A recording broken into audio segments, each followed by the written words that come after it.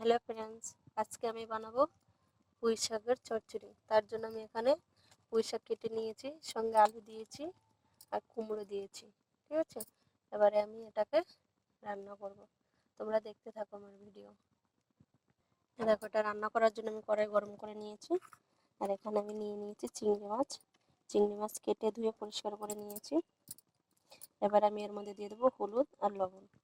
আমি এখানে পরিমাণ মতো হলুদ আর লবণগুলো দিয়ে দিয়েছি।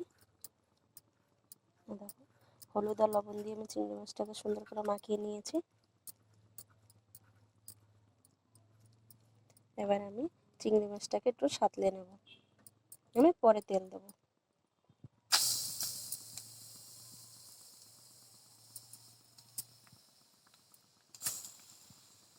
আমি এখানে একটুখানি জল দিয়ে নিয়েছি। আমি এবারে চিংড়ি মাছটাকে একটু সাঁতলে নেব। চিংড়ি মাছটা সাঁতলানো হয়ে গেলে তোমাদের সাথে দেখা হচ্ছে। আমি এটা সাঁতলানো কিছু হয়ে আসার সঙ্গে সঙ্গে আমি এখানে দিয়ে দেবো আদা, জিরে আর লঙ্কা বাটা। এর সাথে দিয়ে সাঁতলিয়ে নেব।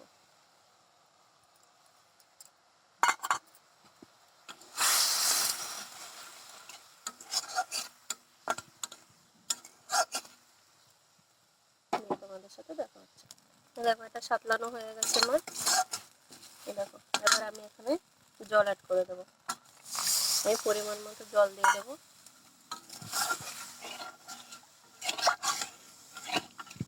আমি জল দিয়ে দিয়েছি, এর মধ্যে আমি দিয়ে দেবো লবণ, পরিমাণ মতো লবণ দিয়ে দেবো। আর দিয়ে দেবো হলুদের গুঁড়ো।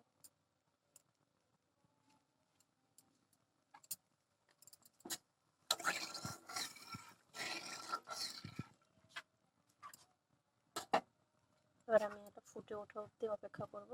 এটা ফুটে উঠলে আমি শাকগুলো দিয়ে দেবো এটার মধ্যে।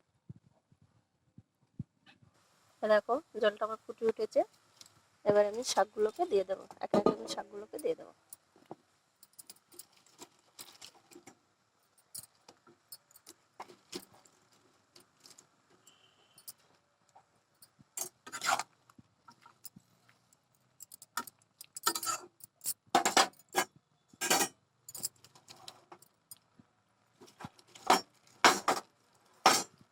অনেকে কমেন্ট করতে পারো আমার কড়াইটা এরকম কালো কেন। অ্যাকচুয়ালি আমি কাঠে রান্না করি, তাই আমার কড়াইটা এরকম কালো। এখন বৃষ্টি হচ্ছে, তাই আমি ঘরে রান্না করছি। দেখো, আমি শাকগুলোকে দিয়ে দিয়েছি। এবার আমি এটাকে সুন্দর করে একটু ঢাকা দিয়ে দেবো।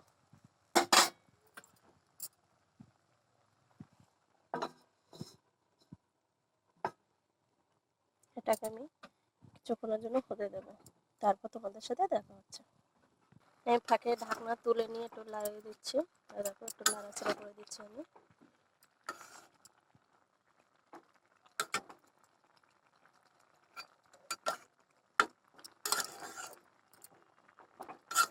দেখো, আমি কতটা জল দিয়েছি, তার থেকে বেশি জল বেরিয়ে গেছে। এবার আমি এটাকে ঢাকা দিয়ে দিয়ে সিদ্ধ করে দেবো, তারপর তোমাদের সাথে দেখা হচ্ছে। হ্যালো বন্ধুরা, দেখো আমার কুমড়ো, আলু আর ডাঁটা তিনটেই সেদ্ধ হয়ে গেছে। এবার আমি এটাকে একটু তেল দিয়ে দেবো, এবং আমি এটাকে নামিয়ে নিচ্ছি। কড়াই গরম হয়ে গেছে, এবার আমি তেল দিয়ে দেবো। আর তেলটা গরম হয়ে গেলে আমি এর মধ্যে শুকনো লঙ্কা ফোড়ন দিয়ে দেবো। আর দিয়ে দেবো জিরা আর সর্ষে ফোড়ন। তোমরা চাইলে শুধু সর্ষে ফোড়নও দিতে পারো। এবার আমি এটাকে ফুটে দেবো, এটা একটু হয়ে যাক। তেলটা আমার হয়ে গেছে, এবার দিয়ে দেবো তেজপাতা ফোড়ন। এবার আমি এর মধ্যে শাকটা দিয়ে দেবো।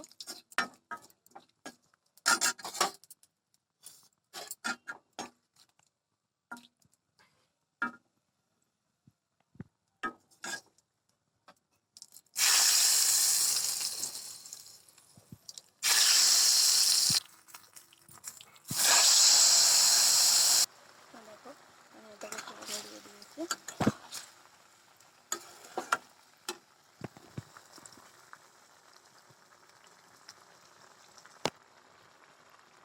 এবার এটা একটুখানি ফুটে উঠলে আমি এখানে ধনে পাতা দিয়ে নামিয়ে দেবো। তোমরা চাইলে হালকা একটুখানি জিরার গুঁড়ো দিতে পারো। আমার ভিডিও যদি তোমাদের ভালো লাগে তাহলে অবশ্যই আমার চ্যানেলটি সাবস্ক্রাইব করবে, লাইক কমেন্ট শেয়ার করবে, আমার পাশে থাকবে প্লিজ। আমাকে আমি ধন্যবাদ দিয়ে দিলাম। এর মধ্যে না থাকলে তুমি অ্যাড করতে পারো।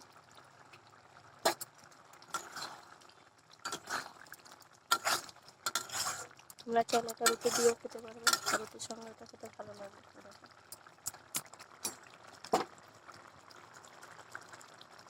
আমি একটুখানি এবারে একটুখানি চিনি দিয়ে দেবো এর মধ্যে। তোমরা না চাইলে নাই দিতে পারো, আমি একটুখানি দিয়েছি কারণ চিনিটা দিলে একটু টেস্টটা ভালো হবে তার জন্য।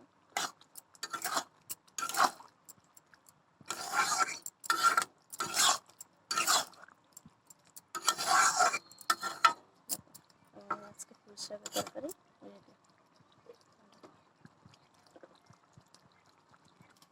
দেখো নামিয়ে নিয়েছি।